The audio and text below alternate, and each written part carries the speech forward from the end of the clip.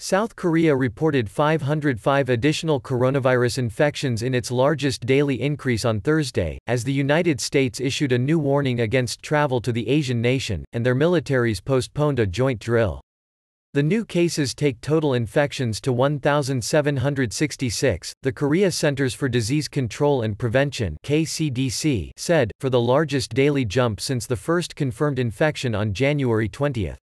South Korea also reported a 13th death. Of the new cases, 422 were in the southeastern city of Daegu, the location of a church at the center of South Korea's outbreak, the KCDC said in a statement. The U.S. State Department raised its travel advisory level, urging citizens to reconsider travel to South Korea. In Seoul, the capital, people waited in long queues at some stores to buy masks, which have been in short supply, despite only a few dozen infections reported in the city.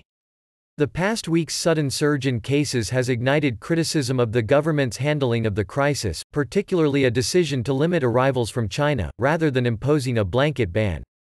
Feelings on the issue run so high that more than 1 million people have signed a petition demanding the impeachment of President Moon Jae-in.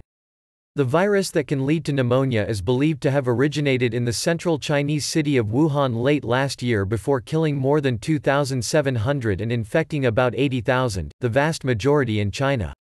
The U.S. military reported its first virus case on Wednesday, in a 23-year-old soldier based in Camp Carroll, about 20 kilometers (12 miles) from Daegu. About 28,500 U.S. troops are stationed in South Korea, which remains technically at war with North Korea. The South Korean military has also reported at least 21 infections, and has confined most troops to their bases. A command post training exercise usually held by the two militaries' Combined Forces Command is to be postponed until further notice, the Combined Command said in a statement. The U.S. commander in South Korea agreed to the delay after a request by the chairman of its Joint Chiefs of Staff.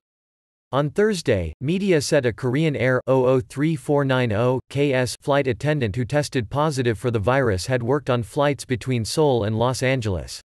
The attendant had been on a Korean Air KE 958 flight from Israel to Incheon on February 15 and 16, the KCDC has said. Passengers included a South Korea tour group among whom 31 virus cases were seen to have originated.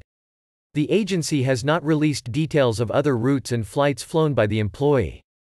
Yonhap News Agency and other media said she worked on flights KE017 and KE012 on February 19 and February 20 to and from Los Angeles.